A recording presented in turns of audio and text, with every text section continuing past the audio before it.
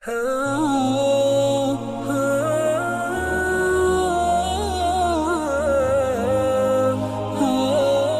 اللہ الرحمن الرحیم نحمدہ ونصلی علی رسولہ الکریم اما بعد۔ جہاں جدید وسائل نے بہت ساری سہولیات فراہم کی ہیں، وہاں پر بہت سارے گناہ کے اسباب بھی پیدا ہوئے ہیں۔ انٹرنیٹ کے ذریعے فیس بک، ٹویٹر، واٹس ایپ اور موبائل پیکیجز کے ذریعے میسیجز، ان ذرائع سے جہاں صحیح خبر، صحیح بات کی تشہیر کی جا سکتی ہے، انہی ذرائع سے جھوٹ اور اس سے متعلقہ دیگر قسمیں بھی پھیلائی جا سکتی ہیں۔ آج کے اس بیان کے ذریعے میں کچھ وضاحت کرنا چاہ رہا ہوں کہ ان وسائل کو نیکی اور خیر کے کاموں میں استعمال کرنا چاہیے، ان وسائل کے ذریعے گناہ کے کام نہیں کرنا چاہیے۔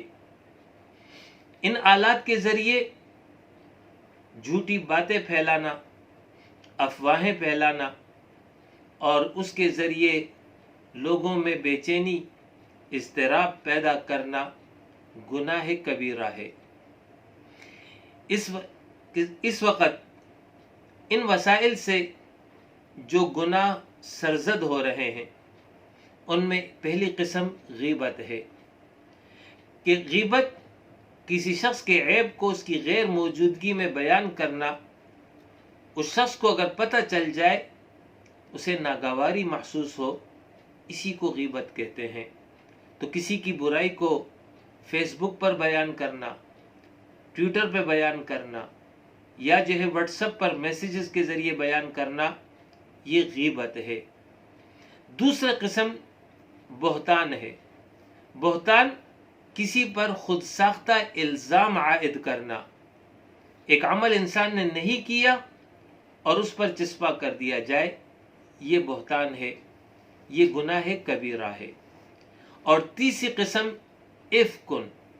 افک اس گناہ کو کہتے ہیں کہ سنی سنائی بات بغیر تحقیق کیے ہوئے آگے نقل کر دی جائے، یہ بھی گناہ کبیرہ ہے۔ لہذا جب کسی جگہ سے میسج آئے واٹس ایپ پر یا کوئی پوسٹ پڑھی جائے فیس بک پر، تو اس کو سننے کے ساتھ ہی آگے شیئر نہ کیا جائے، بلکہ اطمینان حاصل کیا جائے کہ یہ بات صحیح ہے، سچ پر مبنی ہے، حق بات ہے، تب تو اس کو آگے نشر کیا جا سکتا ہے۔ لیکن ایک بات کہ کسی جگہ سے آ گئی ہے، اب میں نے آگے نقل کرنا ہے، تو یہ گناہ کبیرہ ہے، اس سے اجتناب کرنا چاہیے۔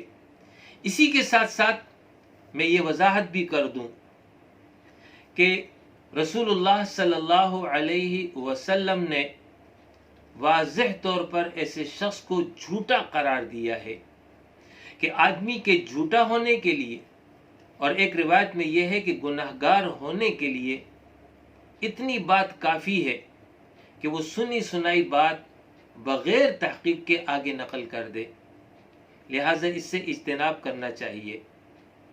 اس کے علاوہ ایک اور کیفیت جو ان وسائل کے ذریعے پیدا ہوتی ہے، وہ ہے حدیث کو آگے نقل کرنے کا جذبہ۔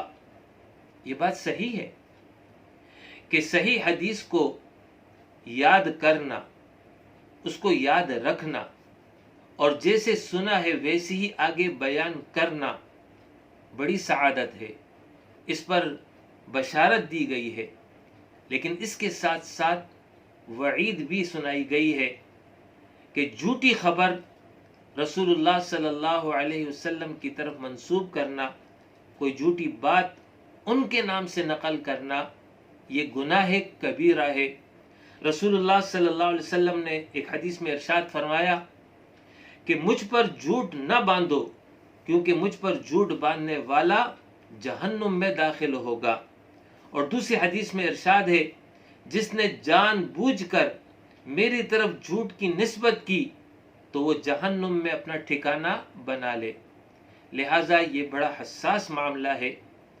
کوئی بھی بات جب حدیث کے طور پر آپ کے سامنے نقل ہو تو جب تک وہ مستند ذرائع سے آپ تک نہ پہنچی ہو تب تک اس کو آگے ہرگز نقل نہ کیا جائے۔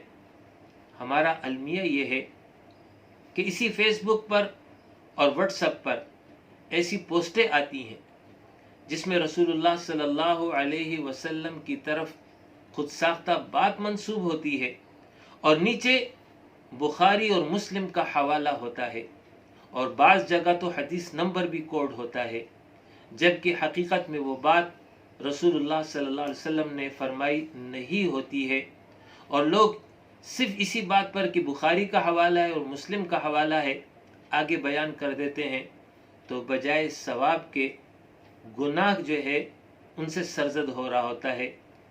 اسی طریقے سے اس سے زیادہ ایک اور حساس معاملہ جھوٹی بات، من گڑت بات، خود ساختہ بات اللہ رب العالمین کی طرف منسوب کرنا، یہ بھی گناہ کبیرہ ہے۔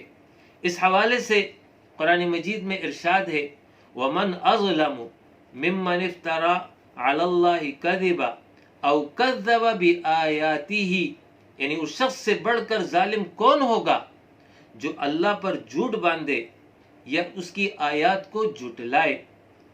تو خود ساختہ بات اللہ کی طرف منسوب کرنا افتراء علی اللہ ہے۔ ایسی پوسٹیں آتی ہیں کہ اللہ نے فرمایا یہ کام کر لو، فلاں جگہ پر یہ کر لو یا یہ عمل کر لو تو تمہیں اتنا ثواب مل جائے گا، اور اگر نہیں کیا تو یہ گناہ ہو جائے گا یا یہ مصیبت تم پر آ جائے گی۔ یہ سب افتراء علی اللہ ہے، اور ایسے لوگوں کے لیے وعید قرآن میں یہ آئی ہے وَلَهُمْ عَذَابٌ أَلِيمٌ، اور ان کے لیے دردناک عذاب ہے آخرت میں۔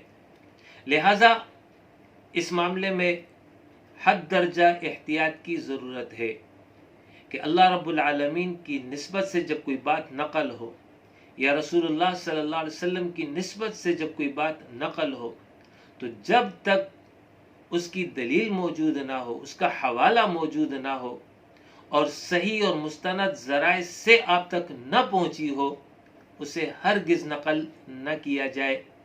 انشاءاللہ تعالی اسی احتیاط کے نتیجے میں ہم گناہ سے محفوظ رہ سکتے ہیں۔ وآخر دعوانا ان الحمد للہ رب العالمین۔